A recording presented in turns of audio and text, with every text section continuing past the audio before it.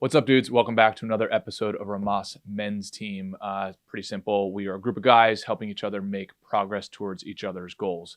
If you're new to the channel, awesome and welcome. If you want to help support the channel and join our pro team, head over to rhomasteam.com/pro, where you can contribute to us on a donation basis. We also give you access to exclusive content, mastermind groups, etc., etc. So anyway, hope you enjoy this episode, and we'll see you on the team.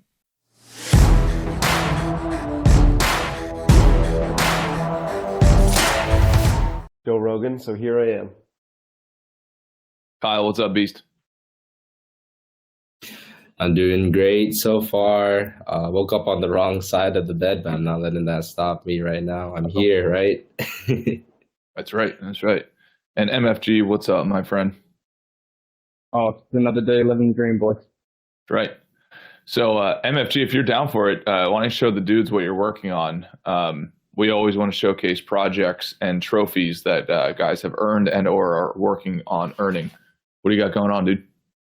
Yeah, so right now we've got a couple of commercial projects, but the big thing we're working on is this massive sculpture here. So you can see these aluminum spires that are wrapping around, but they're gonna end up going on that 17-foot high post right there. So what we're doing is it is a 17-foot high moving kinetic sculpture for the city of Charlotte that we were fortunate enough to get a grant to do. So it's an absolute dream come true to be able to marry the skills of, you know, managing your time and yourself and being disciplined to get all these projects done, but also from a creative aspect to have to be able to keep your shit together when you have to solve complex problems. Because fortunately, the other gentleman that I work with is he's always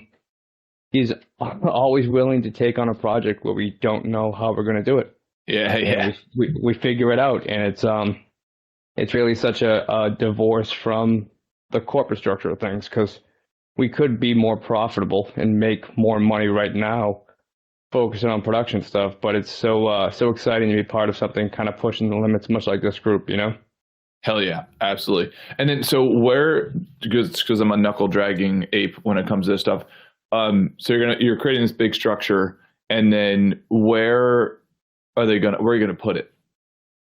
Yeah, so it's going at a location that's already been determined. It's actually I think it's an urban development grant that we got from the city.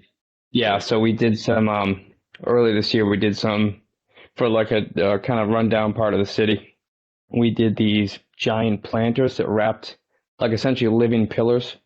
So we did that for the community, and then we're doing these as well. So that kind of it's pretty rad, man. There's and it's one of the beautiful things about being here in a larger metro area. As long as granted, it's a huge change for me from being literally on a dirt road in the woods of Maine, you know, surrounded by peace, to now I'm like in a city, but there's so much more space for art and so many more opportunities here. Oh yeah, I've recently taken a few trips to New York City, and just walking around and noticing how much the atmosphere changes when you have these really inspiring art pieces around you. Like MFG, have you ever walked the High Line in New York City? I haven't. Dude, I think you would love it. Ray and I recently did it, and you basically, it was an old broken down railroad that they turned into a walkway that is just littered with really awesome, unique, not only buildings, but then also art pieces. Ray, you probably know obviously way more about than I do. What's one or two art pieces that are there? Either they know by name or at least know by description. Well, my understanding is that it's a rotating cast, so I don't believe there are any permanent sculptures. That's pretty cool.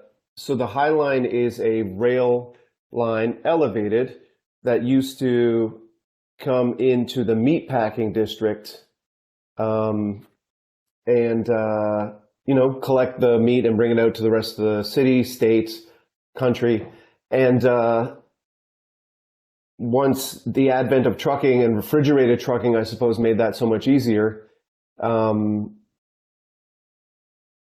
this elevated rail line was just kind of like fell into disrepair. And so now they've turned into a park. They've added stairs to get up there, and it's all kinds of like trees and shrubs and stuff. And then the Friends of the High Line is the foundation that commissions sculptors to build pieces, and they're up there for a year maybe, and then they, like let's say there's 20 or 25 different sculptures that are up there each for a year, and then they get replaced with something else. So it gives people a reason to go back, I suppose. It's crazy inspiring. Like you're walking down, I don't know, Ray, a mile or two, something like that, and you're just immersed in all of these visuals of you have multi-billion-dollar buildings right next to you, commercial and apartment buildings, and then you have the Hudson River right there, and then you have, at the end of it, you have Hudson Yards, and you have the vessel, just this enormous art piece, and then along the way you have these sculptures.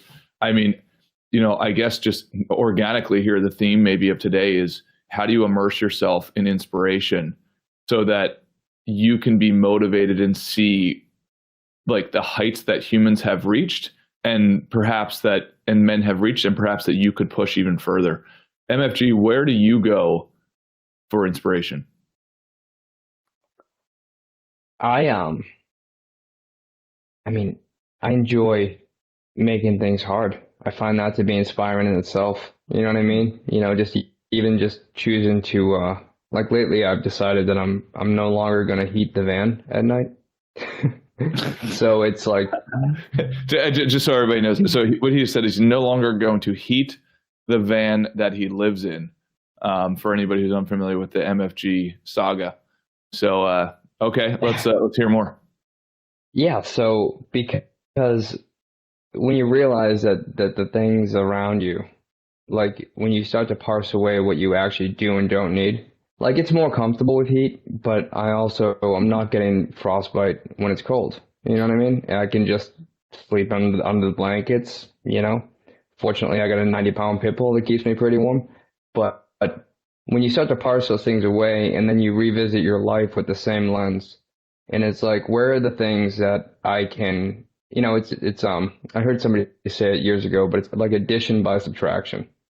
So it's not about what I need to add to my life to be inspired, but what are the things that I can remove from my life? And some of those things are just my own, like buying into my own beliefs. You know what I mean? Like if I can sleep in a van, if I can, I mean, even my shop isn't heated.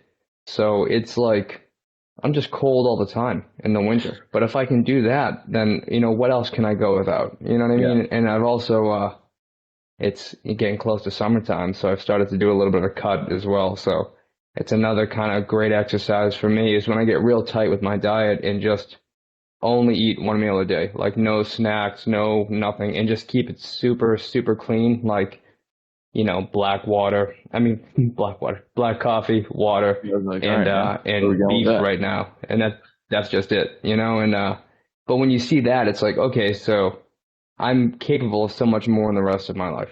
If I can focus this discipline on this one specific thing and do that, then for me, that kind of, it builds enough self-worth or creates a new narrative internally, that just allows me to view the world in, my own self-imposed positive delusion. You know what I mean? And to see the beauty in all things and see the opportunities in every situation, kind of regardless of circumstances, which has been an interesting side effect of imposing more self-discipline lately. Well, what comes up for me when you say that is how imprecise we are with defining our wants versus our needs. Now in some cases, I think that when you label something as a need, it can actually be really helpful because it could inspire even more action. I also think in other cases, being precise and defining whether or not you really do need that thing. Because I think oftentimes we label things with, I need this. And it's like, well, call MFG and he'll tell you how much you actually need because he's really testing those boundaries now. Apparently he doesn't need to be warm. So Kyle, what's your perspective? And also on the trail end of that question, what inspires you or where do you go to be inspired? Yeah, I mean, I can't top not having heat, so to speak. Here I am with, a sweater and I have my heater on. So that's a win for MFG. But in regards to what I do and to be kind of creatively inspired in a sense, and to reconnect with my roots, I kind of go back to what got me inspired in the first place, whether that be, taking my time to learn. For example, I play multiple instruments, and there's times where I have like um, flows into, creating and developing and just kind of playing music and listening to music. But also at the same time, there's times where I like, get this music out. I don't want to listen to it no more, kind of thing. But in regards to kind of strip down to where you kind of how you fell in love with that thing, or how you fell in love with that type of creativity, or how you got inspired in the first place, going back to those roots is what I usually do. So that's kind of like going into the shower, kind of rethinking everything, sitting down with myself and kind of like in an empty room, no devices on, and kind of just reflecting, meditating a little bit. And then to get really, back on track and inspired and try to remove that creative block, I go ahead and just start doing something creative, whether that be recording, photography, writing things down that come to mind as ideas for later on, but also just kind of reimagining how it would be to be creative in that moment, in that sense. And yeah, basically that's how I get re-inspired, and I just kind of have that drive and that self-discipline to, I know we say find the spark, light the spark kind of thing, but I'm always the person to just get the wood and just keep sparking it, and get the Kindle, burn it, and just keep it going kind of thing. Yeah, I wonder if, as I'm listening to both you and MFG talk, I think oftentimes, actually, if not almost every time, the word creative is hijacked by some sort of mystical, you have to be 100% artistic and it has to be top 1 out of 10 million pieces, versus the act of creating, of turning something into something else that didn't exist prior, or at least you didn't create prior. I wonder if there's so much resistance for people creating, so they just consume all the time because there's such a high watermark or high standards for this word creating. MFG, what's your perspective on that? Yeah, I think everybody kind of, that's one thing that I find interesting when people hear what I do for work. Their first thing is, oh, I could never do that. How do you possibly do that? And it's like, well, I didn't start doing it well, you know what I mean? But yeah, just fine. And also too, for me, there's a lot of times where here in the shop there are things that aren't like super passion projects, you know what I mean? But to approach that with the same degree of enthusiasm and vigor that you have when you're working on like a one-off piece, it's going to be super cool. For me, I remind myself that everything feeds everything. And how you do one thing is how you do everything. How you show up in one place is where you show up everywhere else. So, when it comes to, like today, I'm just milling away, cutting up stock, boring things. But, when you make a decision to make that a creative act, find a way to creatively get it done faster. You know what I mean? Like just finding ways to inject creativity into daily life. It's not, because the more creative that I am, the less that I have a desire to consume. And don't get me wrong, I think to be entertaining, you have to go out and be entertained. There's certainly a place for that, but it's another thing altogether when it's so easy in this day and age to fall into the malaise of consumption. You know what I mean? Even as guilty as I am, it's easy to listen to podcasts under the guise of like, oh, I'm learning something, right? This is productive. Oh, let me listen to Huberman another fucking time, right? And it's like, that's great, but at some point, it's almost fucking masturbatory. You know what I mean? It's where it's like, are we actually learning anything, or are we just appeasing ourselves by feeling like we're being, productive, and that's, I mean, for me, just pick something up and do it. I mean, create something, even if it's small, rearrange your space. You know what I mean? Like put something up on the fucking wall. You know what I mean? It doesn't have to be this big monumental thing. You don't have to like sit down and meditate for 3 hours to, I don't know. I mean, lots of people enjoy even the creative aspect. It's still the sounds of like adult coloring books. That's pretty meditative and rewarding. You know what I mean? Like, and when you start to feed that creativity, it opens up other doors, I think that it's one thing that we don't put enough priority on, as a culture. And I think that all of us can learn from that, because at the times when I've been hyper productive and success driven and very financially doing well, that creative void haunts me. Hey dudes, sorry for the interruption here. Just wanted to let you know, if you want to join our pro team, go to romasteam.com/pro. You can help support the channel. You will also get access to exclusive content, masterminds, one-on-one sessions, etc. All right, back to the episode. Ray, what about you, Wes? How do you find creation in your life? So I legitimately love creating systems, creating spreadsheets. I love the science of creation and hoping one day that it turns into art. Like, I don't think about the art piece at all. But when I walk out into my office and now I see Kyle there, and I see a bunch of people coming in and out for our meetings, and or I see a family who sends their kids to college, or they buy that new house that they've wanted by the beach, or whatever it is, or when a portfolio crosses a certain amount of money. For me, that is just so rewarding, because I feel like I had a piece of the puzzle that I could like insert and create to a certain extent. That for me is it, man. Which is an art in itself. I mean, the ability to streamline operations, to be able to identify shortfalls, to make a sales method, especially in what you're doing, where it's such a vast marketplace. That is, I mean, because I love optimization as well. That's the art of optimization, right? Yeah, and MFG, I think you'd be at least somewhat semi-satisfied with our office space here. And Ray, when you're in LA, we got to take you by here. But being able to create a physical space that has intentionality and aesthetics in mind, for me has been incredibly rewarding. We're like, we probably have another like month or two to go till it's like all polished up, but it finally feels like it's intentional and I want to be here, versus Ray knows before my office was like a jail cell. I almost wore a badge of honor because like, I don't need to look outside. I'm not a sissy, but now it's like, oh, hey, I really want to be here. Maybe others want to be here too. So what an interesting opportunity, though, because you spent a lot more money to build out your office in an aesthetic pleasing fashion. You know what I mean? That's not cheap, especially when it comes to commercial grade stuff. That's a big investment for something that on paper, the bottom line, it's not quantifiable, but it changes the culture of your office when you have a space that people take pride in and they want to be there, and it feels, productive. That's huge, man. That's a big move for you, Wes. We have an espresso machine, MFG. Do you know what an espresso machine? I didn't even know what that was. Yeah, and then I think Ray was the one who told me that was actually still a rookie move.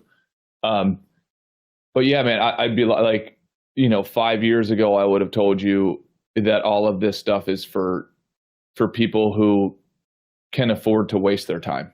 That would have been my honest opinion. It's like, hey, all these philosophizers out here, who can just sit around and talk all day and look at art, tell them to get back to work. Tell those trust fund kids to get back to work. Like that was my honest mindset back in the day, not too long ago. And now I actually see it the exact opposite. And what changed for me was I read the book Persuasion by Robert Cialdini. And he talked about that the majority of human action is not action. It's actually more precisely reaction to your environmental stimulus. So, and then he suggested there, how about you build your environment to be that much more motivating and, how would you say it, intrinsically directional. It's like you don't go to the gym and take a nap. You walk into the gym and the environment implies so strongly what to do that you very much do something that the environment's telling you to do. You do some form of exercise. But I had all of these muddied gray spaces that were just so loosely defined that you could take a nap there, or you could lift up some dumbbells and do a workout. Right? It was just too widespread of a narrative. And then once I started defining that a little better in a lot of areas of my life, especially from a spatial and environment perspective, a lot of things changed for me. So what has been the feedback you've gotten? Because you have a few employees in the office, right? Yeah. So, I mean, I don't know. We've got one right here, Kyle. We just hired Kyle. Kyle, what's your honest feelings? And I promise I won't fire you. What are your honest feelings about the office environment?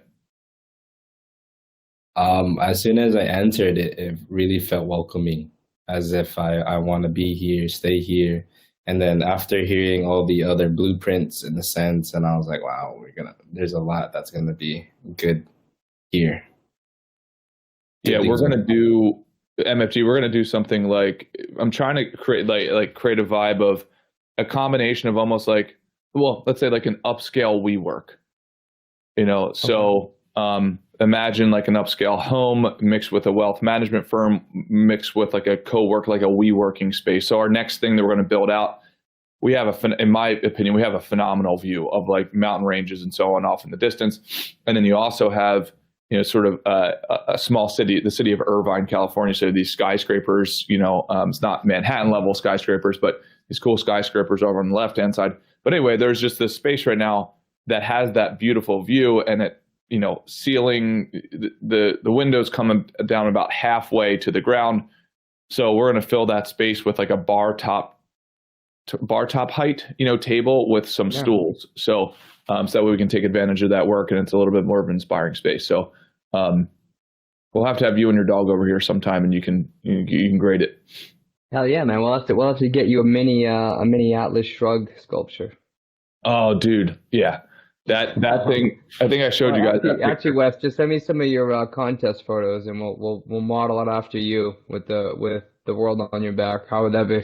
Yeah, there you go. I like that. I like that idea, man. Ray, I gotta run out of the office real quick. I'll be right back. But Ray, what's your perspective on this discussion? Well, I know that we talk about Jordan Peterson aplenty here, and one of his rules, not from 12 Rules for Life, but from his second volume, Beyond Order, he urges us to adopt this rule, and I'll just read a few lines. Try to make one room in your home as beautiful as possible. He explains what difference this can make in your life. According to Peterson, beauty is vital because it connects us to the sense of wonder and mystery that we felt as children. Without making room for beauty, we can lose touch with the mystery of life and the wonder all around us. As children, we have no problem connecting to beauty. We see the world through fresh eyes. We can feel wonder everywhere. But with time, Peterson says, we lose the ability to perceive the wondrousness of the world. Now, I agree with that. And we've talked about this many times, Wes, that I would expand the definition of beauty in art to include like complexity and tension. For example, this artwork here by Muna Malik, it might be too muddy for some people, but it has a tension and a complexity between the hot colors and the cold colors that I also think it has beauty. But so in terms of my definition of art, I would include complexity and tension, because like, for example, a tree or something top heavy or something cantilevered in nature, it's not only the beauty thereof, but it's like also the complexity. And no one would argue with like a view of the water or a view that gives you a beautiful sunset through the window, or a view of nature as kind of therapeutic, right? And so I think what Jordan Peterson's saying is, even in the built environment indoors, we can achieve a similar therapeutic benefit if we make, like as he says, try to make one room in your home as beautiful as possible, or try to make every room in your home as beautiful as possible.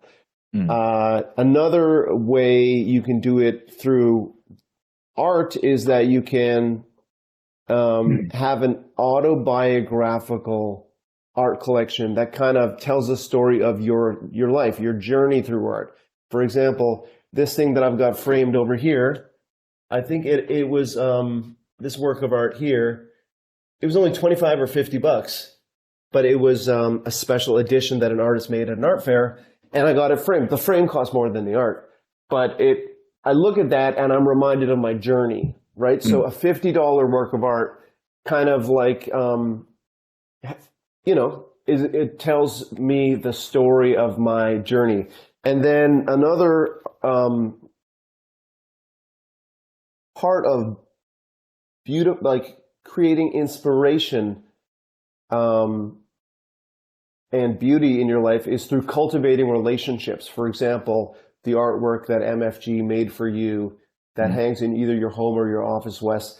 Like you look at that and you're inspired by your work of art, but also it pings that part of your brain that what a badass you think MFG is, how inspiring he is to you, how you met him through this men's team. And so like all those kind of like pleasure centers or whatever get stimulated in your brain when you see that artwork, right? Yep. Similarly for me, so that's cultivating relationships as part of how you create beauty and inspiration in the objects around you. And so for me, we've got a $6,000 work of art here. We've got a $50 work of art here. And they both inspire me and give me a sense of beauty. In my hand here, I've got, a package I got from an artist. I bought an artwork from her maybe 10 or 15 years ago, and she asked me for my home address. And because she wanted to send something, and what it is postcards of some of her artwork. That's cool. And and it's like, now again, these things don't cost anything; they're just postcards. But they are. I'm gonna get them framed or something because they're from a proper artist. It's an artist that I have a relationship with, a super cool chick named Mariah Robertson. And it tells the story of my journey, right? So cultivating relationships and it is part of the recipe for creating beauty and inspiration. Sure, you can just go on Amazon and just look up what's the top-rated coffee table and just click on that and send it. Or you can, or top-rated print at IKEA that costs $20 and just get that. Or you can cultivate relationships and have objects around you that have that kind of added meaning. Go ahead. Well, Ray, let me ask you this. Is there any one or two spots where you can go and it almost immediately, or at least over the course of a day or something, completely recharges your emotional batteries and inspires you, where you come back more motivated than when you left? Yeah, man. It's just like, just to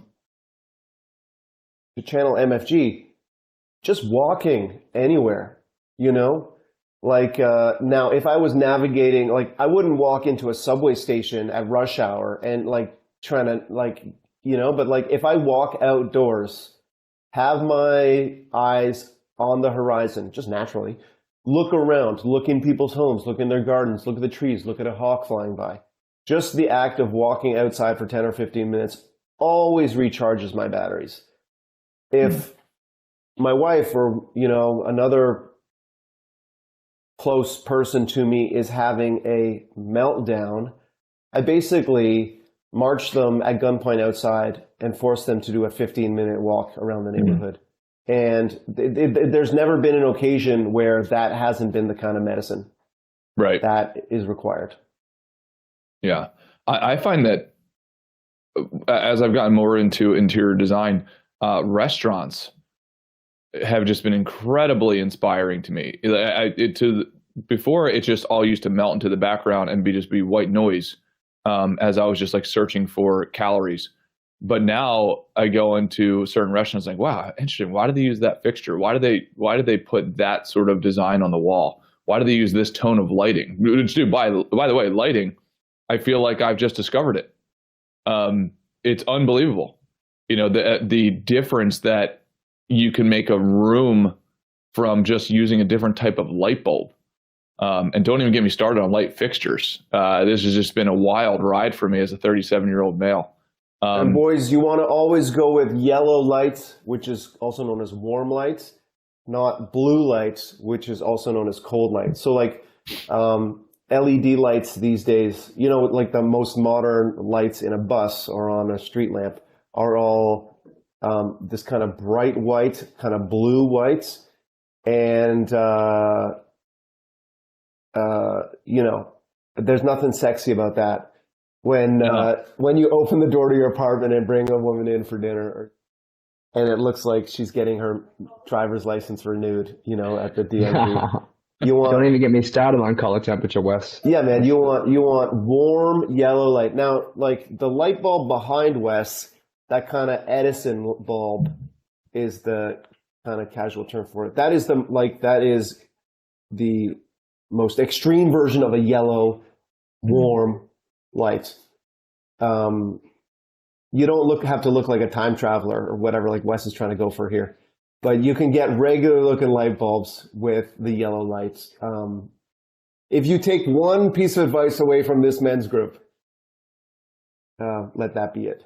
Well, and Patty P in the comments is saying something that I've also recently discovered, which is adding sound to the environment. Like now when Kyle and I are doing some work on actually Rhomas social media channels, when we turn the ambient sound off, I'm like, oh, this is just much less textured. You know, it's much more boring. But if you put on some sort of lo-fi or background cafe jazz instrumental or something like that, it's crazy how it transforms the space. So when you add art, when you add cleanliness, when you add order and the right amount of chaos, and then when you add background beautiful noise and lighting, it's just incredible what it does to a space. And Wes, it's I would interesting, say, isn't it? Sorry, just one little item, Mike. I don't know about adding chaos. Like, I think adding personal touches is how I would argue it. So, like, because I'm in the art business, even though I'm in the art business, I don't want my home to look like an art gallery, right? Because, like I said, because I'm going to have little personal items that, you know, are not art that I got at a gallery, right, that are just part of that create meaning for me. MFG, what do you think of that? Like, rather than order and chaos, order and chaos versus like order and personal touches. I think personal touches are great. I think it's you know, especially when you're creating a space that's going to be your little safe haven to operate from. You know what I mean? Like you have reminders so that when you see something, you know, it triggers something in you. I mean, I think about Wes's phone. You know what I mean? You know what I mean? The wake up screen on his phone. And yeah, so when you have the personal touches, I wanted to say with music as well, it creates an interesting additional layer of shared connection with people in the same space that it doesn't exist in the absence of music. You know, because especially in this day and age, it seems like if there's not something in the background, then I'm as guilty as anyone else. I'll have earbuds in, you know what I mean? And then you're secluded from those around you. But when you have a shared space and you have music that is inspiring and whatever the tone of it is, but it also creates an additional layer now where you're now sharing that space with people where you were previously kind of segregated. Yeah. On occasion, Kyle and I will break out into tribal dance depending on the music. But it's this theme of filling the space. So in dance, they call it, I think they call it filling. Yeah, maybe even filling the music. Yeah. So there's a massive difference between when you learn salsa and you're just learning where to place your feet. Like, and you'd be technically correct. Okay, step here on one, here on two, blah, blah, blah, et cetera. Versus filling the music. You know, there's a big difference between somebody who's just doing the steps versus somebody who's moving their whole body in the musical space. And I'm now finding that to be true in physical spaces. When you walk into a space, what's the lighting look like? What's the art look like? Is the room filled with music? Also, here's the other thing. I feel like I'm being reborn again. Scent. So I've recently come across essential oils over the last about year and a half. And man, when you hit the right combination of essential oils, it's just unbelievable. Like if you walk into the Westin Hotel and you pay attention to all of these different things that we're saying, but you walk into the Westin Hotel, it smells a certain way. And apparently it's a whole industry that has a whole bunch of research behind it. And what the Westin uses is a combination of white tea with some other mixtures that I forget at the moment. But when you walk into a space and it smells good, and if you don't believe me, just make the opposite be true. Walk into a great space that smells like shit. see how it Hold on. impacts. You know what I remember the most, and I'm not sure if this will ring Yep. true with you guys, but who remembers Abercrombie and Fitch stores in the mall? Oh yeah. You remember that they would spray that fucking cologne in there, heavy. Yep. Like you would walk by and it would waft out. They were creating the whole space with lighting, the olfactory senses, everything. Yep. Yeah, absolutely. Yeah, scent. I can't believe I'm just thinking of this now, this deep into the conversation. Scent has been an enormous part to where I've put it in my home, put certain scents in my home, and I would say close to 100% of people who walk into my home, that's the first thing that they say is, "Oh my gosh, where did you get that?" It's like, what is that scent? Yeah. So That's I don't know if you guys have experimented with that, man, but it is a huge needle mover for me psychologically and emotionally every day when I come into the office and now at my house. I haven't figured out how to crack the code on the car because I have put some, what are those, like reed sticks with oil in there. But the car still, I need to upgrade the scent of the car. Ray, what were you going to say, Bob? Well, we're unknowingly we're cycling through the five senses, right? So the visual, we started off the Well, I mean, we started it's off just a with dumb male conversation, like yeah, we can like we started off with inspiration, but then we got to beauty, Yep. visual, right?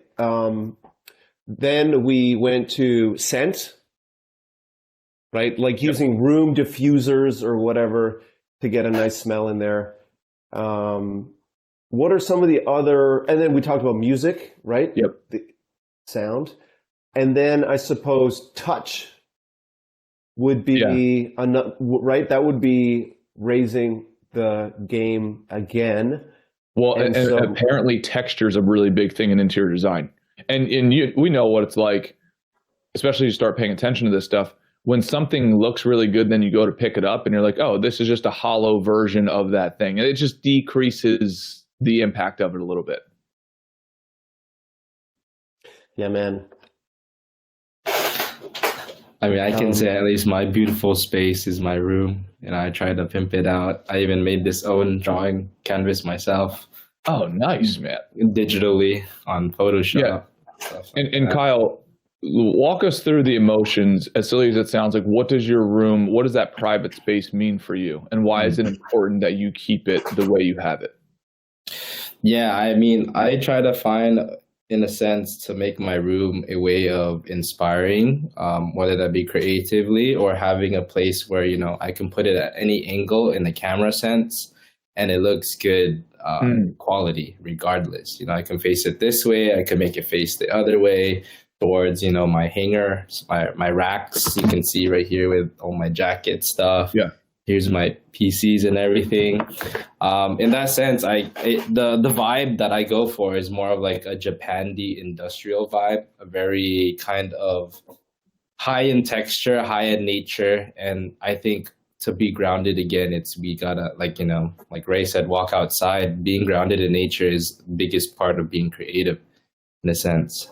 Mm.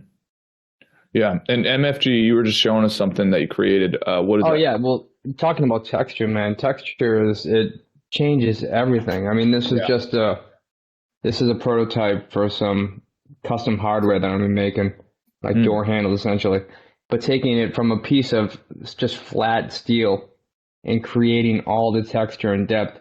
And I think there's something to be said for when you're creating your work environment. I hate to say it, but cheap stuff feels cheap. Yep. You know what I mean? And when something is plastic, as opposed to, and this is something that took me a long time to put value on, even the tools that I use. I mean, when you pick up something that is well made and that, God, it sounds like a fucking hipster, but that it's like made by someone, you know what I mean? Like there's a different weight to it. There's like a spirit to it or something. Like it tells a story. Yeah, like Robert Sapolsky talks about morphic resonance. You know what I mean? Like the idea that all matter has energy. Sorry, I'm so sorry. I cut you off. What is that term? Dr. Robert Sapolsky talks about the concept of morphic resonance, that all matter has life to it, has energy to it, and that it stays within it. Fascinating. Yeah, because I can completely relate. As I was getting yelled at by a person who shall remain nameless. Ray. Last weekend, I found myself exiting and just wanting to stroll through like different stores and everything, and, to get back to the project of building my office, and noticing how even down to the level of the light switches, you can change out the fixtures and you can put texture to it and weight to it. And so I did that, perhaps to run from my emotions. And I put that up on my office. And man, when I look at that little piece now, actually, no, the contractor brought that in. But when I look at that little piece, that light switch, it's just reminding me of quality. And it's reminding me of, hey, even down to the light switch, you can make it custom and intentional for you. So just fascinating stuff, man. Really fascinating stuff. Ray, final words of wisdom, my friend. Yeah, stimulate the five senses, Think about what you're seeing, what you're smelling, what you're hearing, what you're tasting, what you're touching. And this like the real masters of interior design or artists or even chefs, right? Touch on or try to stimulate each of the five senses. And so when it comes to your environment, like, it's up to you it's up to you to make it a laboratory for success. So think about how you can inspire yourself with what you see. That means cleaning it up, first of all. Don't listen to Wes. You don't need that chaos. Make it beautiful. So make it clean and functional, then make it beautiful. Add textures for touch. Add cafe jazz in the background to keep so that you to stave off the boredom for an extra 5 minutes each day while you're at your computer. Get a room diffuser at West Elm or wherever. Keep it smelling good. And that's your homework for the weekend, boys. I mean, how beautiful can you make every inch of the day? And we didn't even talk about taste of like, man, I'm getting like more and more into matcha. I think Kyle and I share that affinity that we haven't had a chance to really dive deep into. But each of the drinks that we're probably drinking, it's like, hey, are you just getting that from Dunkin' Donuts, or are you actually thinking about what you're putting into your body? And Wes, I know I already had my final remarks, but like, yeah, I'm going to mute you. Mike started off the conversation with like, and I'll paraphrase him, he was sleepwalking through life, even when he was at his most financially flush, spending maybe $40 on lunch, you can spend $200 a day and not be inspired. And so, I would encourage us to stop sleepwalking through life. And that doesn't mean you have to be a millionaire to have beautiful things, but just stop sleepwalking through how you live, where you live, and your environment. Yeah. And I think what a lot of guys struggle with, and myself included at times, is being interesting. But I wonder how much of being interesting is actually putting in the under the water intention behind everything you do. Like it's always it's better to be interested than interesting. Absolutely. Yeah, exactly. There you go. Like, and that's how you become interesting, by getting interested. Yeah, 100%. I mean, there's not a single thing that I'm looking at right now that doesn't have a high quality alternative that has a story behind it. I mean, even if you look at a mass manufacturer like the Apple computer that I'm on right now, like, take a half hour and go look into the story behind Apple and Steve Jobs. It's just incredibly interesting. Or, hey, instead of drinking whatever tea or coffee you drink, how about you say, I don't have much money, but I'm going to go and try to find the absolute best coffee that I can, because that is like my small sliver of happiness throughout the day. So why not make it a level 10 for me? So yeah, I guess we hit on taste, and now I can see why, some people like going to high-end restaurants where they just give you like a piece of food that's the size of a nickel, I can understand if that's a very high quality nickel. MFG, what are your final words of wisdom, my friend? Oh, my final words. I just want to show you guys what it looks like when I walk into the shop every day, just to show you that I live it too. What's up? So Nice. that's the giant mural. That's the shop door. But then the handle that you grab is handmade by my buddy out of Love it. patinaed steel. So, you know, it makes a difference when I show up at the shop and I grab that handle and this big piece of steel that's hand textured and look at the giant mural that took me hundreds of hours to do. I'm like, shit, this is where I create. This is in the same point with your environment, Wes. I think environments are important because for me, I want to have a place where I do the thing and then a place where I rest, and a place, you know what I mean? And when I show up here, this is a space to create, and that's what I feel. And as soon as my hand touches that handle, okay, we're here. And the same thing for you. As soon as we'll hook you up with some real nice light switches and fixtures. You know what I mean? When you flip that switch and you feel that metallic and you feel that click, it's like, all right, it's time to fucking do business. Yeah, I would imagine no different than what Ray's doing right now with his guitar in his hands. I imagine down to every single string, right? You could optimize that. And every time you pluck one of those strings, you could remember the story of like where it came from and who it made of you and so on. Kyle, what is your final words of wisdom, my buddy? I'd say be present in the present moment, whether that be creating something, developing something, or just trying something. And then also the second one, I'd say get LED lights that can change color. That'd definitely be cool. Awesome. I can show you. I have my whole room that can change color. Yeah, I need you to consult with me on that because we need to change some of the lighting here in the office. As you know, it's that white light that Ray's referring to. It feels like we're performing surgery of some sort. So anyway, all right, dudes. I love you guys. Have an outstanding weekend. Thank you for fighting by my side. Go out and get inspired. Later, dudes. Thank you, gentlemen. Love you, Wes. Love you, boys. Bye-bye.